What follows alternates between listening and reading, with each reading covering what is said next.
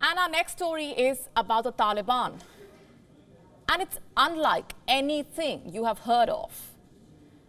The Taliban have arrested 2 Chinese nationals for trying to smuggle precious lithium-bearing rocks. That's right. According to the Afghanistan media, the Chinese nationals in question were attempting to smuggle lithium rocks. The plan was to take these rocks to Pakistan and then eventually into China through Xinjiang.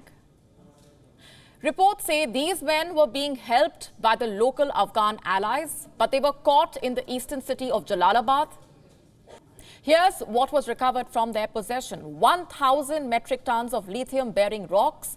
Reports say that 30% of lithium was present in these rocks. Where were they from? The smugglers had secretly extracted these rocks from the Nuristan and Kunar provinces of Afghanistan. These provinces lie right along the Pakistan border. This incident is intriguing, and the timing is interesting. It comes just a month after an attack in Kabul injured 5 Chinese nationals. The Chinese Foreign Ministry issued a detailed statement on this. It condemned the attack and asked the Taliban to hold the perpetrators accountable. And a few days later, China asked its citizens to leave Afghanistan. It said that they were not safe given the growing attacks by the Islamic State.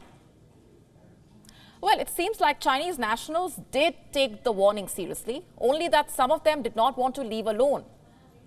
So they stole precious lithium-bearing rocks. Now, how do we view this development?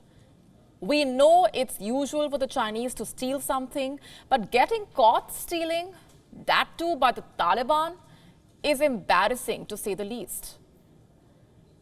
Did tighter scrutiny of Chinese nationals in Afghanistan lead to these arrests? Is the Afghan China equation under strain here? These are some questions we must delve into. Let me first get you some background here. Do you remember these images? They are from July 2021. This is when the Taliban delegates met China's then foreign minister. They traveled to the city of Tianjin. What for? The Taliban said to secure reconstruction projects for Afghanistan. And what about China? What did they see in Afghanistan? Well, an untapped market, a new Belt and Road outpost, a hired gun against Uyghur separatists, and a vast resource of minerals.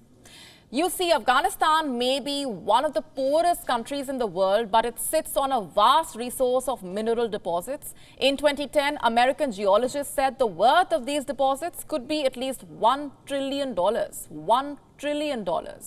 That's more zeros than the Taliban can possibly count. What sort of minerals are these?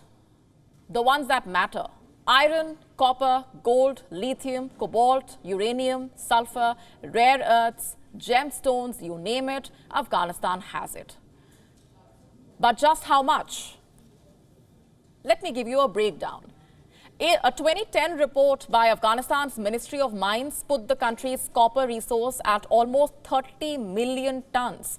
Another report from the same year said there were another 28.5 million tons of copper in undiscovered deposits. That would bring the total to roughly 60 million tons. Which, by the way, given the current prices at the London Metal Exchange, will be worth more than $500 billion. Next, iron ore.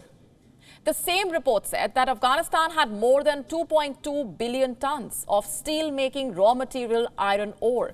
How much is this worth? Over $350 billion at the current market prices.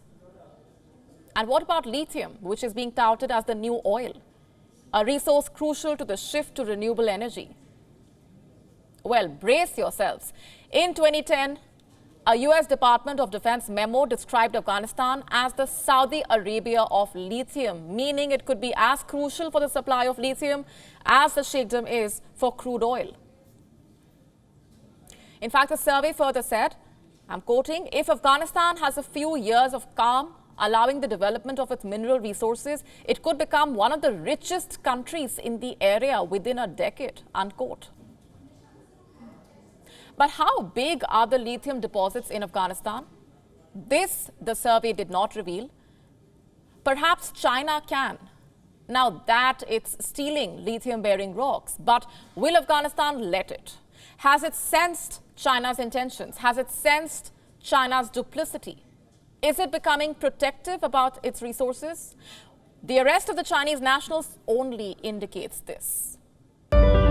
They say teamwork makes the dream work. At Gravitas, we live by this motto. We believe in scripts, not stars. We believe in stories, not stature. We value collaboration, not dictation. This is Gravitas. You're watching Gravitas? A show driven by research, not ramblings. A show driven by a team, not one individual. From the writers, to the producers, to the designers and the anchors, we have a diverse crew with diverse opinions. Gravitas, India's only show steered by a team, not a cult of personality.